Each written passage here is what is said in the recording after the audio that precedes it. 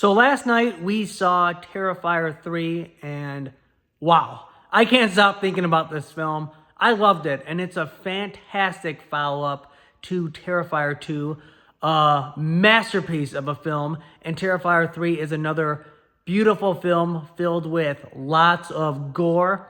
There were reports of people passing out, fainting, walking out due to the gore, particularly in the first 10 minutes of Terrifier 3. I can tell you that the film just jumps right into it with that gore. I could see how that would get some people to react the way reports said, but not me. I was smiling the entire time. I don't know what that says about me, but it definitely says that I love this film, and it is so well put together and so impressive how they up the ante with the gore and how they, especially with the budget, how they shoot some of these scenes. And there were some wild and creative and bloody scenes, and I'm all for it.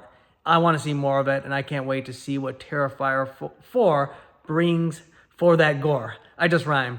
But Terrifier 3 picks up 5 years after the events of Terrifier 2. Sienna played brilliantly. See, I'm speechless thinking about this film, but played brilliantly by Lauren Rivera is going through a lot of trauma still, PTSD, and really struggling. It's 5 years later, and she starts to see Art the Clown reappear as he's entering this town and just causing hell in very creative and sadistic ways. And wow, this film is just so entertaining. There's some good story building that builds from Terrifier 2, still leaves some questions unanswered, but, I think the next one will explore that. But I highly, highly recommend this film. It's definitely the funniest of the franchise. David Howard Thornton is just iconic as Art the Clown. His mannerisms and the acting is so impressive, especially because Art doesn't speak. It's the mannerisms and how he could just be so brutal when he's killing someone and then all of a sudden start pointing, laughing, and smiling. Just the shift in tone while he's doing something so awful is just insane. This film is just a wild, wild thrill ride. And, the story of creating the Terrifier franchise, how Damien Leone put this together with the short films a long time ago with Art the Clown.